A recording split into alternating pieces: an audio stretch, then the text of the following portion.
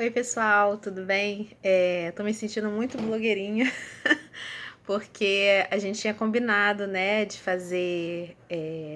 eu fazer uns vídeos para vocês com a revisão da matéria para prova, né? E aí eu falei para vocês que na avaliação final entraria fonética e fonologia, né? Obviamente são duas disciplinas que se interseccionam, né? Não dá pra gente falar da fonologia pura, sozinha, sem aludir a questões fonéticas. Então, para começar, né, para início da nossa conversa, eu vou tentar gravar vídeos pequenos aqui, falando, dando algumas dicas, né, falando algumas coisas daquilo que a gente estudou, daquilo que a gente viu, né, de forma que vocês, né, relembrem a matéria que a gente estudou. Vou começar falando, então, da diferença, né, entre a fonética e a fonologia. Quando a gente pensa em fonética, a gente está pensando no estudo dos sons linguísticos de uma forma mais ampla, né? De uma forma geral. Então, na fonética, contemplam-se os sons linguísticos, mas não necessariamente esses sons distinguem significado, né? Pensa-se em questões de dialeto, de pronúncias diferentes, pensa-se em questões assim discursivas, né? Como que uma determinada pronúncia, um determinado alongamento de um som pode interferir, né, no sentido, na semântica daquela palavra, da mesma palavra. Então quando a gente fala de fonética, a gente está falando do estudo dos sons linguísticos de um modo geral, né? Por isso nós temos o alfabeto fonético internacional, né? Aquele diagrama com as representações, as possibilidades de realização de um som. Por isso que se chama alfabeto fonético e não fonológico, né? Porque tenta-se, né, contemplar os sons das línguas que se conhecem, né? Representar esses sons. Tanto quando a gente fala de fonética quanto de fonologia, a gente está falando de representação, né?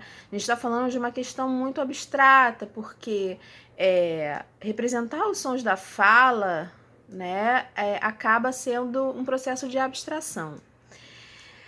Mas a fonética, ela contempla as diferentes realizações, ela vai contemplar as diferenças dialetais, as diferenças regionais, então interessa muito para a sociolinguística, por exemplo.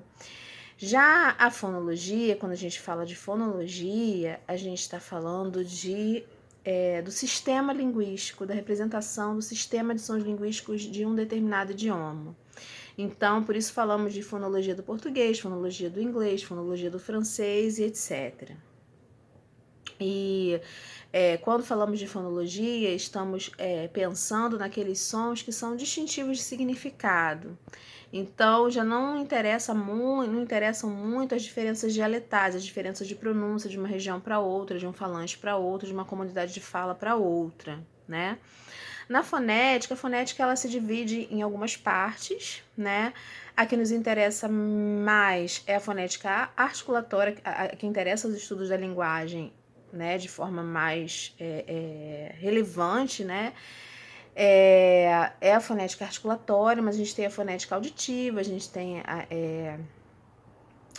outros tipos, né, de fonética, né, que trabalham com a questão da percepção, a fonética acústica, né, que trabalha com a percepção do som ou com a propagação do som, né, em forma de ondas. Mas a fonética articulatória é aquela que é mais concreta pra gente, porque, vejamos, né, a questão da propagação das ondas sonoras. Isso é muito físico, né, isso interessa muito a física, né, a física acústica.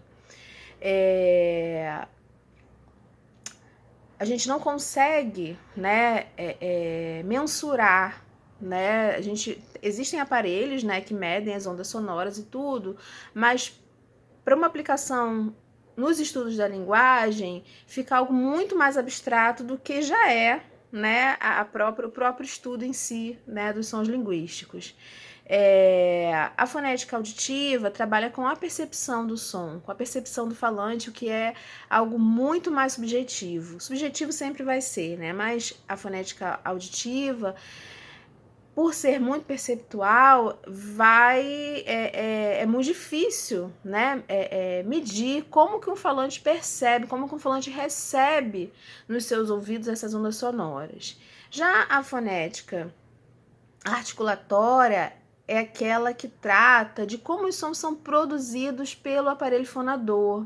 Então é algo mais visível até, né? A gente consegue enxergar quando a gente pronuncia um som, a gente consegue sentir quando a gente pronuncia o som, a altura da nossa língua, onde que a nossa língua encosta, a gente consegue perceber. Então o aparelho fonador é algo que é visível e aí a gente tem a possibilidade de perceber, né, como que esse som é produzido para veicular, para ser representado, né, por símbolos fonéticos e para veicular, né, para formar o significante, para formar a superfície, né, o significante, né, das palavras. Então, a superfície fônica das palavras.